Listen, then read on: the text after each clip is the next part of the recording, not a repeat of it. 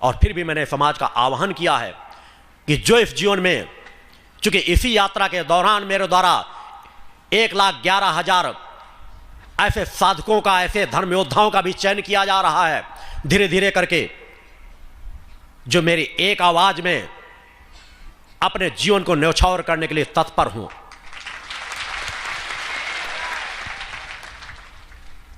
आप में से कोई भी आगे बढ़कर के उस स्थान को प्राप्त कर सकता है, और जो उस स्थान को प्राप्त करेगा उसे उस सिद्धाश्रम धाम की प्राप्ति होगी। भगवान की जय। एक नहीं, हजारों जन्म में कभी उसका पतन नहीं हो सकेगा अगर वह पुनः पुनः आकर के भूतल पर जन्म भी लेना चाहेंगे। बाकी आशीर्वाद तो मेरा सभी शिष्यों के प्रति समान भाव से बना रहता है। सभी शिष्यों का कल्याण हो। इस मानवता के दुख दर्द को दूर करने के लिए हम आपको मिलकर के बहुत कुछ करना पड़ेगा। हमारा बलिदान ही इस समाज को एक कहीं सही दिशा दे पाएगा, मगर इस बलिदान के साथ छिपी होगी आपके गुरु की सहायता, आपके गुरु का आशीर्वाद, आपके गुरु का सानिध्य और उस परम सत्ता का सानिध्य। तो जिसके अंदर जो क्षमताएं हो, मैं सभी का आह्वान करता हूं। यह विश्वव्यापी जो अभियान चल रहा है केवल हमारे भारत देश तक सीमित नहीं है।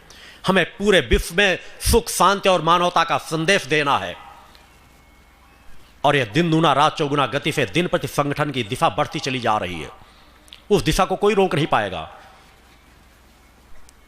केवल आपको मां के उस ध्वज को थामने की जरूरत है। मां के ध्वज के तले आकर खड़े होने की आवश्यकता है।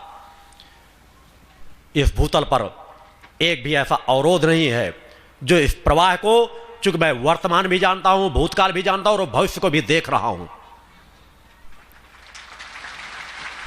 कि आने वाले समय में मेरे शिष्यों का, मेरे सिद्ध साधकों का जन फैलाव समाज के अनित या न्याय अधर्म को किस तरह खत्म करता चला जाएगा। बोलो सद्गुरु भगवान की जय। सत्य का साम्राज्य अवश्य स्थापित होगा। उस दिशा में हम आप सबको मिलकर के बढ़ने की जरूरत है।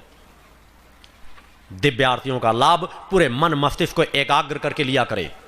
जब एक सिद्ध साधकों का समूह एक स्थान पर एकत्रित होता है तो सिद्ध साधकों की भी बैटरी चार्ज होती है, और जो डिस्चार्ज बैटरी के भक्त रहते हैं उनकी भी बैटरियां चार्ज हो जाती हैं।